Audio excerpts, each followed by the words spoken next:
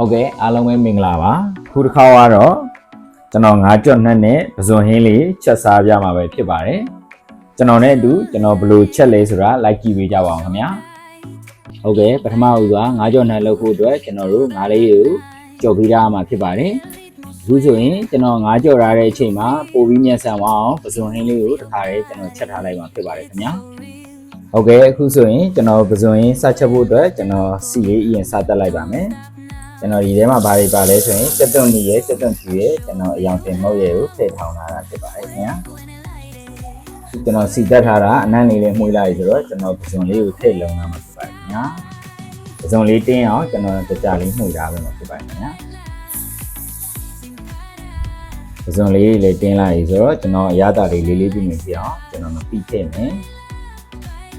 စိမ်းသားငပိပေါ့နော်ပြီးသွားရင်ချင်းတက်လေးပါအောင်ကျွန်တော်မကြီးလေးပါထည့်မယ်မကြီးနှစ်ဆုံးတော့ထည့်လိုက်ပါမယ်ပြီးသွားရင်ကျွန်တော်ချုံမုတ်ထည့်မယ်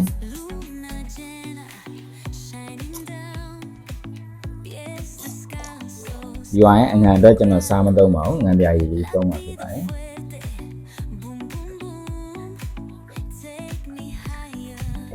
ကျွန်တော်မှုေပြီးတော့တက်တဲ့အထိကျွန်တော်နှက်ထားလိုက်မှာဖြစ်ပါတယ်ခင်ဗျာ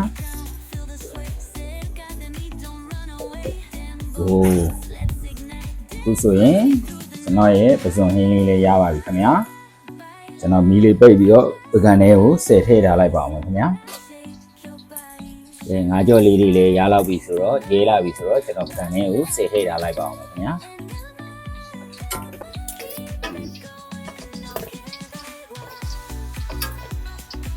အခုဆိုရင်ငါးကြော်နှက်ဖို့အတွက်ကျွန်တော်စက်သွန်နီနဲ့စက်သွန်ဖြူနဲ့ငရုတ်ကြီးနဲ့ခေါင်းလာတာကိုဒီတက်မှာဖြစ်ပါတယ်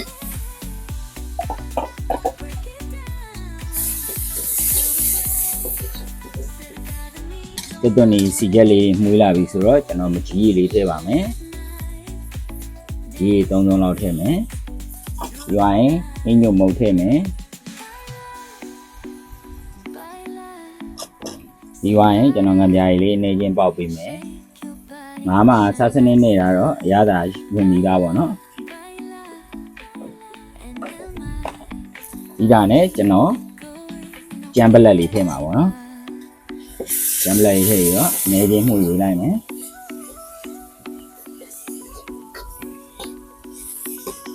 โอเคရပြီဆိုတော့ကျွန်တော်နောက်ဆုံးဆင့်ကျွန်တော်ခုနကြော်ထားတဲ့ငါးကြော်လေးကျွန်တော်ထည့်မှာဖြစ်ပါတယ်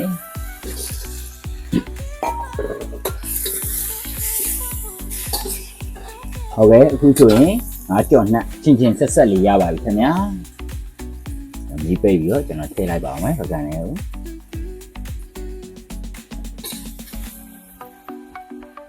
ဟုတ်ကဲ့အခုဆိုရင်ကျွန်တော်ချက်ထားတာလေးရပြီဆိုတော့ဘာတွေပါလဲဆိုတော့ကျွန်တော်ပြမယ်ငါးကြော်နှက်လေးပါမယ်ပဇွန်ဟင်းပါမယ်အရေးဖြစ်ကျွန်တော်ကတော့ငါးကောင်းအချင်းဟင်းလေးတုံးထားတယ်တိုးပြတော့ဒါမြင့်ပါမယ်ဒါကတော့ငပိတောင်လေးဖြစ်ပါတယ်ကျွန်တော်စဆွဲလိုက်ပါအောင်ခင်ဗျာဟုတ်ခုဆိုဟဲ့မယ်ကျွန်တော်မိမနဲ့ဒီစားမှာပေါ့ရေရနှစ်ဆုံးတော့ကျွန်တော်ထည့်ရတော့ကျွန်တော်မိမပေါ့နှစ်ဆုံးโอเคစဆွဲလိုက်မှာလက်စီလိုက်မယ်โอเคဆုံးလေးရှေ့ဆွဲရဆွဲဒီဒါတော့ကျွန်တော်တို့တော့ကောင်းတယ်ကဲငါကြော်နှက်လေးငါကြော်နှက်ကျွန်တော်ချစ်စနေပဲ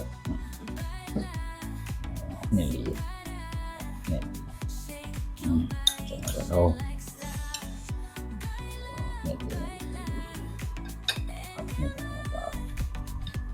โอเค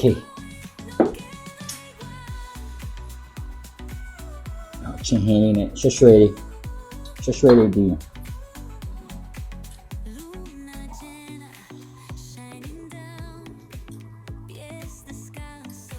ွှဲလေးနဲ့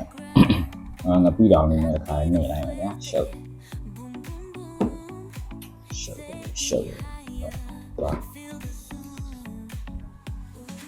โอ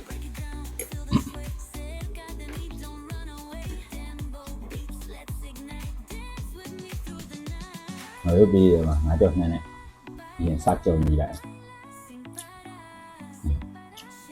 ရှေ့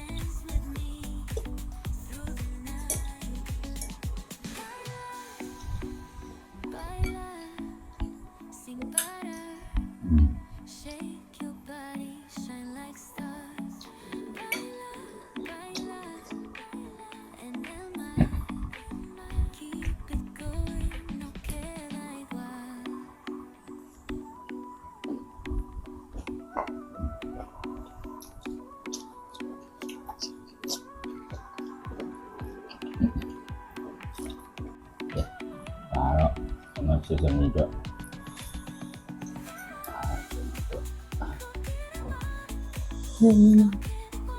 拿脚里推来。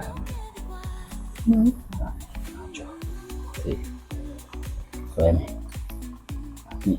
你看你。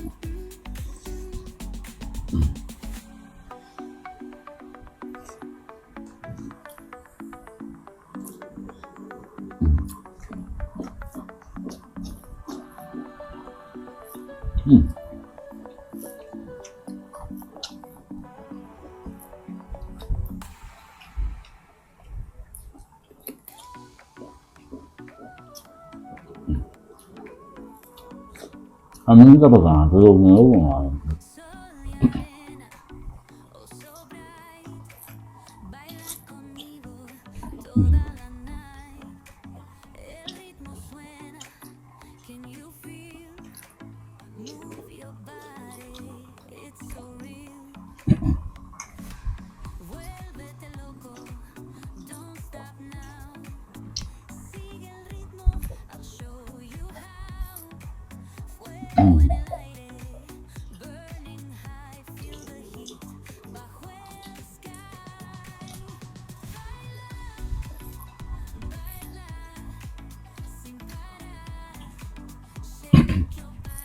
ဟုတ်ကဲ့ဒီဘက်ကတော့ဘယ်လိုဝင်လို့ဝင်သွားလဲမသိဘူးကျွန်တော်ဖတ်ဆွဲလိုက်ရမှာဖတ်စားလိုက်ပါအောင်မယ်ဒီဥစ္စာလေးလောက်ထားကြည့်ပေါ့နော်သမင်းလည်းအရန်စားမိန်နဲ့စားလို့လည်းအရန်ကောင်းတယ်ချင်းချင်းဆက်ဆက်လေးနဲ့သမင်းတစ်ဘက်ကဘယ်လိုကုန်လို့ကုန်မှာမသိဘူးဟုတ်ကဲ့ကျွန်တော်ဗီဒီယိုအဆုံးထိကြည့်ရှုပေးတဲ့တယောက်ချင်းစီတိုင်းကိုထူးပင်ကျေးဇူးတင်ရှိပါတယ်ခင်ဗျာနောက်ထပ်ဗီဒီယိုတွေပြန်မလာမလဲဆိုတာကျွန်တော်စောင့်မျှော်ကြည့်ရှုပေးကြပါဦးအားလုံးပဲ bye bye